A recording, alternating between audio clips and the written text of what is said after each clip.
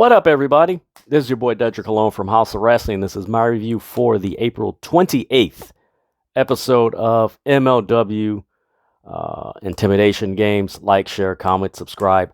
Follow House of Rasslin on all social media platforms. Give this video a thumbs up on YouTube. Follow me, Dedrian180, on TikTok, Twitter, and Instagram. Man, this episode of MLW was so damn fun, and it went by so quickly. Like I shared on my last review of MLW, man, this is a fun, productive, man, I'm trying to remember the word that I use. It is a very complimentary alternative to AEW, Impact, NWA, New Japan. Like, it's just a fun, complimentary alternative to those wrestling companies. And man, there's a lot of talent here. You got to keep an eye on, because whether they stay in MLW or they go elsewhere, you want to get familiar with their work, because man, they're doing, it's only going to build. And man, this was a fun show. The main event, so damn beautiful. But man, this first match, or actually it started off with an Alex Kane, Mr. Thomas promo. Basically, he was calling out Calvin Thomas. I love Alex Kane. That dude is a beast. He is a suplex machine. I love his work. And it's cool that he follows me on TikTok. I love that. But man, the first match was Arez, Mini, Abismo Negro, and Gino Medina versus Casey Navarro, Aramis, and Microman. Holy crap. This match, the superstar of this match. Granted, all these guys, this was basically a lot of lucha libre moves and pacing and styles and double teams and counters and everything, which I love the lucha libre style. I enjoy it. But the superstar of this match was Microman. Man, that guy is so entertaining. For a little person, and just the spots that they use him in, it's so fun. It's entertaining. It's a joy to watch, because it's just fun, because he gets his offense in. And then, unfortunately, he does receive the offense of the other wrestlers, which is like, it's unfortunate, but it is kind of funny. But man, he does a terrific job. You can tell, like, he's having fun, and the other wrestlers are having fun wrestling them. It's just so entertaining, and so, man, it's so much fun, man. I enjoy it, man. It is so cool to see this. This was a fun match, man. There was a spot where Microman dove on the outside, and they fell back. There was a spot where he was about to dive, and they turned around, and he just went underneath the rope, the bottom rope, and just started beating him up. It's like, what? It was so entertaining, man. And what's cool is that you don't have a wrestler like Microman in WWE, AEW, New Japan, Impact Wrestling, maybe I think Lucha Libre, but for the most part, you don't have anybody like that that I know of. So he's unique. And it's fun. It's a fun uniqueness that, man, I get to see. Man, this is really fun. But man, that was a really awesome match. Gino Medina, Abismo del Negro, Mini Abismo del Negro, and Arez, they picked up the victory. I checked that match out. You will be entertained, man. I believe this episode was under close to an hour, so it's a cool, quick 1 hour boom. I wish more companies would do 1 hour shows, because they're so digestible and so fun to watch. Then we get what was it? There was a video package of the Von Erichs gifting. I can't remember who the person was, but they were showing off the World Class Championship Wrestling Heavyweight title to these individuals, because it was in Dallas and everything, and they were showing it. Then we get a backstage segment with David Marquez, which I'm happy to see him on TV. I enjoyed his work in NWA. I don't know why NWA let him go, because he was such a good complimentary piece to the wrestlers and to the show and presentation. But what's NWA's loss is MLW's gain. Although the lighting, like, they do got to work on the lighting and the transition and the audio, because it really was kind of not in sync or anything like that. Not so much it was behind or anything. It was just, it didn't have that really good sound quality. And the lighting, like, really was kind of like, you had a lot of shadows, which you really shouldn't have. But hey, it is what it is. He's interviewing Alex Hammerstone, and he's just basically saying he's ready for Mads Kruger and Jacob Fatu tonight. And he's just doing curls and everything. And Alex Marvez, or Dave Marquez, is just looking like, what the hell's in that cup? Like, he was drinking something. I don't know what the hell he was drinking. Then you get a video package. So on May 13th, they're having their Coliseum special event and everything. And they're basically hyping up people that have wrestled before in MLW that are coming back.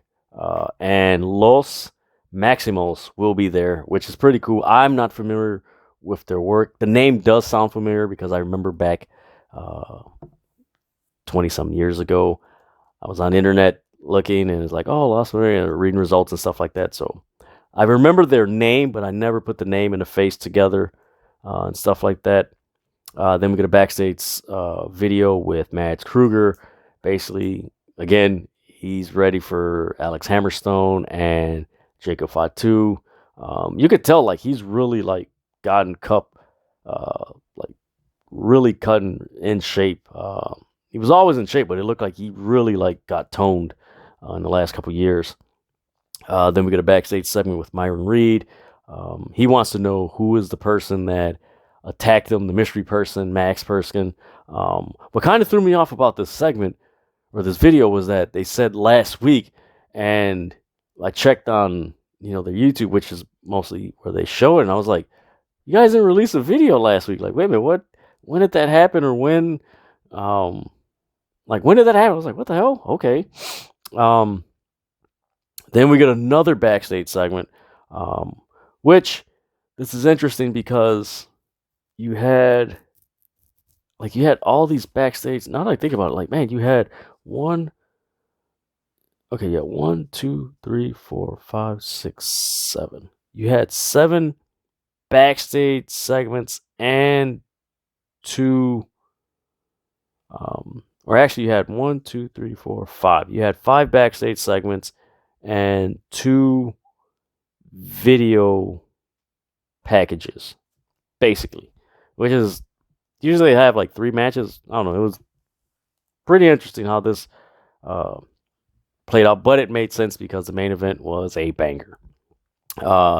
So after the Myron Reed video, we get a video of Alex Kane and Mr. Thomas. They confront Calvin Tankman and EJ Nduke. I believe it was at a gym or somewhere outside, and they're just basically showing the gold, and Alex Kane and Mr. Thomas are like, hey, we want those tag titles, which I have to say, MLW has probably the most beautiful championship belts in all of professional wrestling. Man, those things are beautiful. Like, man, they're so good. Man, they look good. So yeah, eventually we're probably gonna get a program with Alex Kane and Mr. Thomas facing EJ Nduke and Calvin Tankman for the MLW tag titles, which I'm looking forward to it. All 4 guys are awesome. That's gonna be a dope match. Then we get video with 5150, Hernandez and Danny Limelight. They're playing pool, and I can't remember the guy's name. The other member of 5150, not Slice Boogie, the other guy, comes in and he says, I got a gift for you. And it is the Von Erich World Class Championship Wrestling Heavyweight Championship belt. Apparently, he took it from a museum, and he's saying, hey, you guys want to go on a road trip? I don't know what happened there. They did not specify, so we're probably going to see a video of some sorts of them possibly taunting the Von Erichs or what have you. I've enjoyed this feud between 5150 and the Von Erichs. This is low-key has been a very cool feud that a lot more people need to pay attention to. Pretty fun. From there, we get Richard Holiday. He comes out to the ring. He goes to the commentary table. We get Max Kruger. We get Max Kruger, Jacob Fatu, then Alex Hammerstone. Alex Hammerstone goes right to the commentary table and he just beats the hell out of Richard Holiday. He just beats him. He leaves, and then off to the races we go. Watch this match. These guys, this was a fantastic match.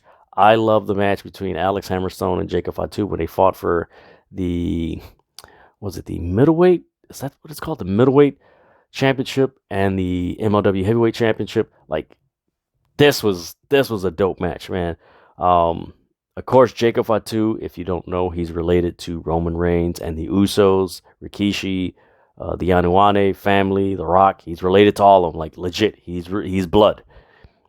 He did a perfect moonsault on Max Kruger and Alex Hammerstone.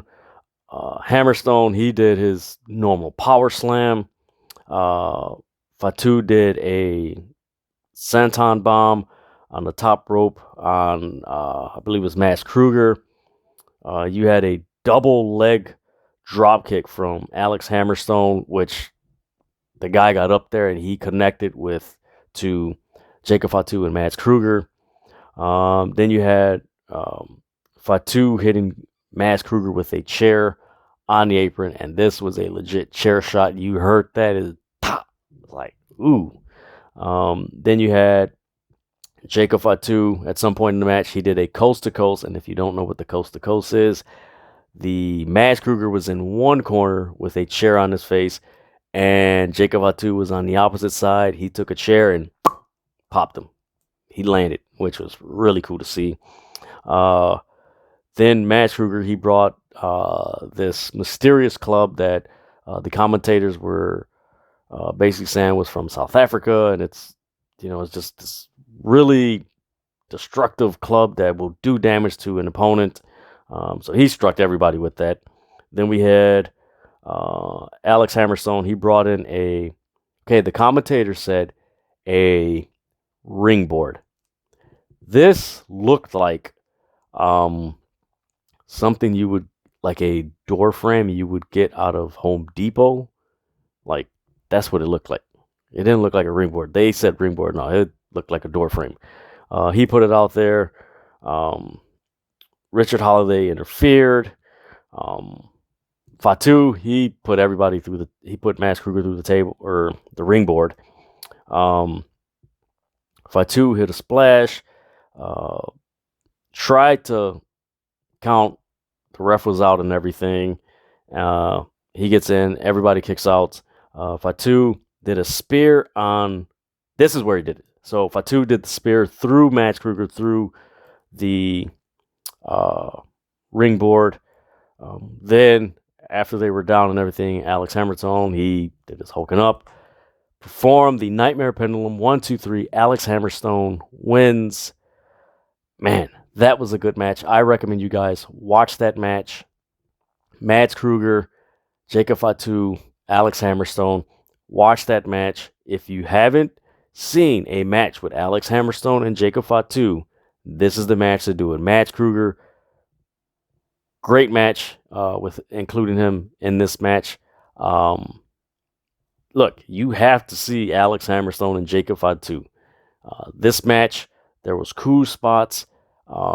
You saw moments of Alex Hammerstone showcasing his skill set. You saw Jacob Fatu showcasing his skill set. Max Kruger was just a complimentary in this match between both Jacob Fatu and Alex Hammerstone as the balance, like the counter to their skill sets, which was so good. And of course, Richard Holiday interfering and stuff like that. Please check this match out. This was a banger match. So damn fun to watch. And I believe the match is about 20 minutes or so. Really easy match to digest, but man, it was a fun match. Please go out of your way and watch this match. This was fun. After this match, Alex Hammerstone is celebrating. They're like, oh, we got something in the back.